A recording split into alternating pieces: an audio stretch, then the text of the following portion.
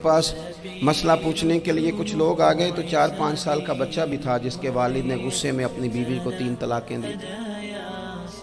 तो छोटा सा बच्चा, कपड़े भी फटे पुराने, और हालत बता रही थी कि गरीबी है। तो जब मैंने मसला बताया कि 3 तलाकें हो गई हैं तो वापस जाने लगे, तो बच्चा मुझसे कहता है, देहाती आदमी तो कहने लगा, मौलवी साहब मेरी अम्मा ते नानी कहनी असन पूछ के आई आप कि हुण असीं लहदा ही रहना है। तो उस बच्चे की नौनिहाल की वो कैफियत देखी तो मैं रो पड़ा। मैंने कहा यार ये बच्चा बेचारा माँ बाप के होते हुए ये यतीमों जैसी ज़िंदगी गुजारेगा क्योंकि बाप ने तलाक दे दी। किस तरह मसाइल नहीं बताए लोगों को, तालीम से आगाही नहीं किया। और इसमें बहुत बड़ा जुल्म है उन लोगों का भी जो जनाजे पे खड़े होके तो कह देते हैं मेरी तरह के लोग, अच्छे उलमा की बात नहीं करता, वो कह देते हैं देखो जिन लोगों को जनाजा नहीं आता, भैया आपने किस दिन इशा के बाद क्लास लगाई थी जनाजा सिखाने की? ये तो आपने कह दिया लोगों को कुरान जी ठीक नहीं आता। तो यहाँ तो बेचारी बीबियाँ जिनको सही पढ़ना नहीं आता वो मिशन बना लेती हैं कि मैंने इतने 100 को कुरान पाक पढ़ाना है, बेवा हो गई हूँ, तलाक याफ्ता हो गई हूँ, सारी जिंदगी कुरान पढ़ाऊंगी। हम क्यों ये मिशन नहीं बनाते, क्यों इस तरफ सफ़र नहीं करते? एक तो दीनी मालूमात में, दीनी उलूम में अपने आप को लगाएं और ज़ौक़ पैदा करें कि जो चीज़ें मुझे नहीं आती मैंने वो सीखनी है, जो मामलात मुझे नहीं आते मैंने उनकी तरफ सफ़र करना है। एक तो अपना ये मिजाज बनाएं। और जब आप दीनी उलूम सीखते हैं तो पता है कौन सा मंज़र कायम होता है? मंज़र वो बनता है कि हज़रत अबू हुरैरा भी दीन सीखा करते थे, हज़रत अब्दुल्ला इब्न उमर भी असहाबे सूफ़ा में रहा करते थे, हज़रत अनस बिन मालिक भी रहा करते थे। और ऐसा मंज़र बनता है कि हज़रत सैयदा खतीजतुल कुबरा रज़ी अल्लाह तआला अन्हा फरमाती हैं, सैयदा फ़ातिमा हुज़ूर की गोद में बैठी होती थी और नबी पाक से बातें पूछती थी और हुज़ूर उन्हें बता रहे होते थे। सैयदा आयशा हुज़ूर से दीन की बातें पूछती। चौथा हिस्सा हमारी फ़िक़्ह के उसूल हज़रत फ़ातिमा की, हज़रत आयशा सिद्दीक़ा की मरवियात पर मबनी है। अगर हमारी बच्चियां छोड़ दें डाइजेस्ट पढ़ना, छोड़ दें इधर उधर की मूवी देखना और वो किताब व सुन्नत पर आ जाएं, तो बहुत सारे मसाइल ऐसे हैं जो उलझने से पहले ही सुलझे हुए हों। दीनी तालीम का मिजाज और ज़ौक़। और दूसरी आयत करीमा मैंने तिलावत की, अल्लाह करीम ने कुरान मजीद में फरमाया, या अय्युहल्लज़ीना आमनू कू अनफुसकुम व अहलीकुम नारा, ईमान वालों खुद भी दोज़ख की आग से बचो और अपने घर वालों को भी बचाओ। ओ वालिद, वो माँ जो बच्चों को भूख से बचाने के लिए मेहनत करती है, उनको मायूसी से बहुत सारे माँ बाप ऐसे होते हैं जिनके पास कपड़े लेने के पैसे नहीं होते ईद पे। क्यों? अजान शुरू हो गई, अजान सुने जी। अजीज़ भाई, जिस तरह हम अपने बच्चों को देखें, बहुत सारे माँ बाप के पास गुंजाइश नहीं होती, लेकिन इस नीयत से कि बच्चों के दिल टूट जाएंगे, ईद पे कैसे गुजारा करेंगे, मुश्किल से भी कपड़े ख़रीद के देते। इस तरह हम अपने बच्चों को भूख से, प्यास से, मायूसी से बचाते हैं। इस तरह हमारे रब ने हमारे ज़िम्मे लगाया है कि तुम अपने बच्चों को कोशिश करो दोज़ख की आग से बचाने की। हज़रत उमर फ़ारूक रज़ी अल्लाह तआला अन्हु ने अर्ज़ किया था, या रसूल अल्लाह सल्लल्लाहु तआला अलैहि वसल्लम, इस आया करीमा का माना क्या है? तो महबूब करीम अलैहिस्सलाम ने फरमाया, उमर, जिन चीज़ों का अल्लाह तुम्हें हुक्म देता है तुम अपने घर वालों को उन चीज़ों का हुक्म दो, जिन चीज़ों से रब रसूल तुम्हें मना करते हैं अपने घर वालों को उनसे रोको, अपने घर के अंदर निफाज़े दीन करने की कोशिश करो।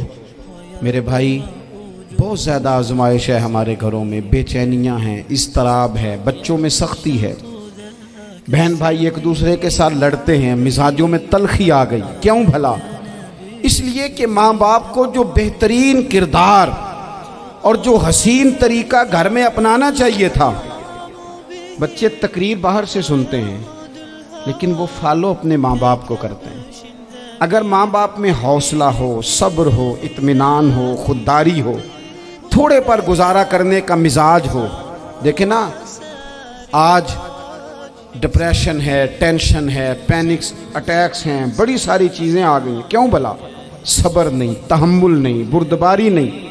आजमाए। एक दिन एक बच्चा मेरे पास आ गया मदरसे का और आके वो रोने लगा میرے گھر والے کہنے لگے کھانا چھوڑ دیں پہلے اس کی بات سن لے. میں نے کہا پتر کیا ہوا, کسی نے مارا ہے کسی استاد نے؟ کہنے لگے نہیں حضرت, گھر فون کیا تھا تو میری اماں اور ابا کی لڑائی ہو رہی ہے.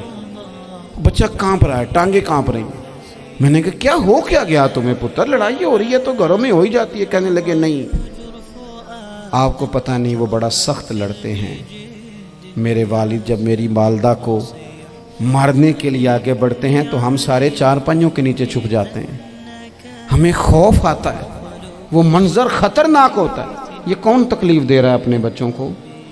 یہاں بیٹھے ہمارے ہاں میلوں دور رہتے تھے اس کے گھر والے, تو وہ تکلیف میں تھا, تو گھر میں کیا کیفیت ہوگی؟ اگر حوصلہ ہو, صبر ہو, قناعت ہو, اللہ کے دیے ہوئے تھوڑے رزق پر ہمیں راضی رہنا آتا ہو, ہمارے گھروں میں سکون آئے, اطمینان آئے, ہم جو زندگی بڑی خوشی خوشی گزار سکتے ہیں.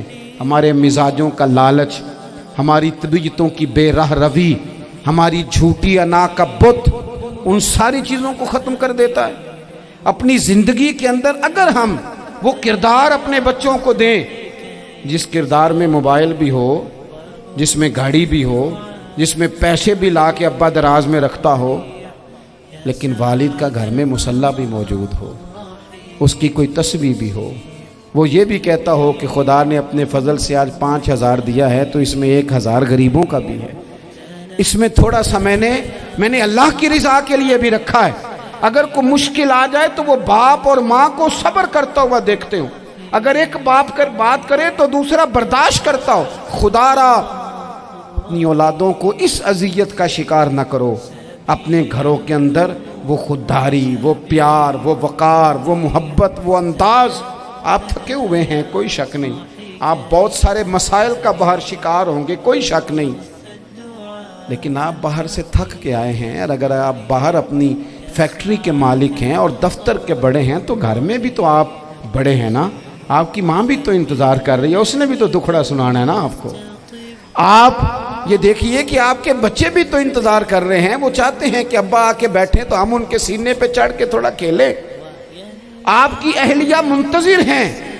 کچھ باتیں بیوی کسی اور سے نہیں کہہ سکتی, صرف اپنے شوہر سے کہتی ہے, لیکن وہ تو آتے ہی جلال میں آ گئے صاحب. وہ کہنے لگے تو بڑی نالائق ہے, میں تھکا ماندہ آیا ہوں اور تو نے مجھے کہانی سنا دی ہے. وہ اس خاتون سے شدت کے ساتھ پیش آنے لگے. میرے رسول پاک کی حیات نور کو دیکھو, حضرت ام ایمن حضور کی رضائی والدہ ہیں, ان کی بھی خدمت ہو رہی ہے. حضرت حلیمہ سعدی آ رہی ہیں تو خدمت ہو رہی ہے.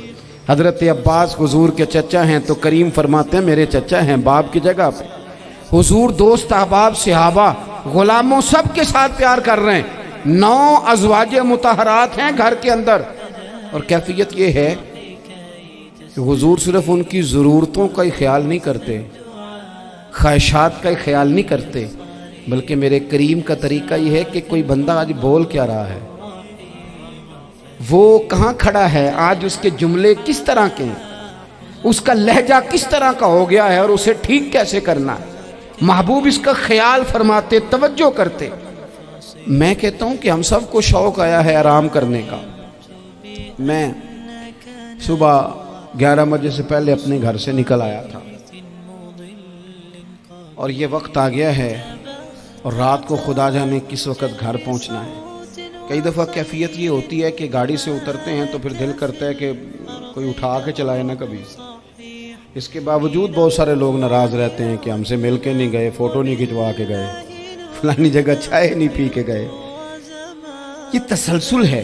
لیکن میں جتنا مرضی تھکا ماندہ گھر جاؤں گا نا, کبھی ایسا نہیں ہوا کہ میں گھر جاؤں تو بڑی ٹینشن میں جاؤں.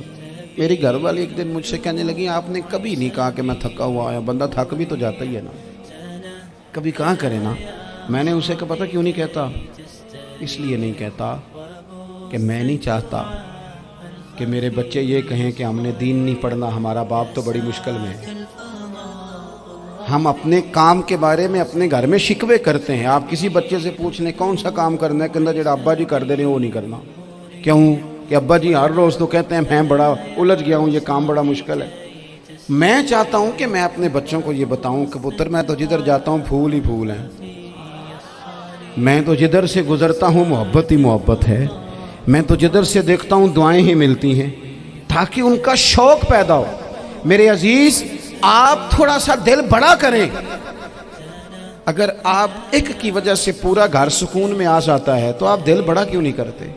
جگہ ڈھونڈتے ہیں بس مجھے کوئی تنگ نہ کرے، کوئی میری باپ ماں بدولت کو کوئی پریشان نہ کرے۔ بخاری شریف سنیے، حضرت عائشہ صدیقہ رضی اللہ تعالیٰ عنہ بیٹھی ہیں، حضور فرمانے لگے عائشہ آج ایک بات نہ بتاؤں تمہیں؟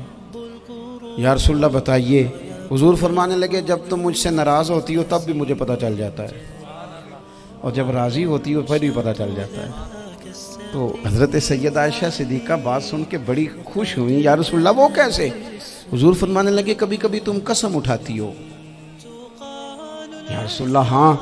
فرمایا جب ہوتی ہو نا راضی، خوش، تو پھر کہتی ہو مجھے رب محمد کی قسم صلی اللہ علیہ وسلم، پھر تم میرے نام کے ساتھ رب کریم کا نام ملا کے قسم اٹھاتی ہو، رب محمد کی قسم۔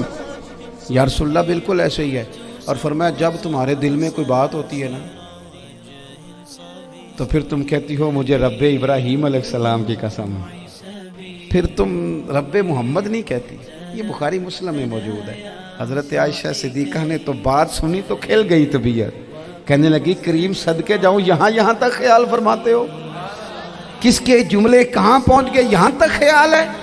فرمایا مجھے پتہ چل جاتا ہے کہ تمہاری کیفیت کیا ہے، کہاں کھڑی ہو۔ او بھئی ہم تو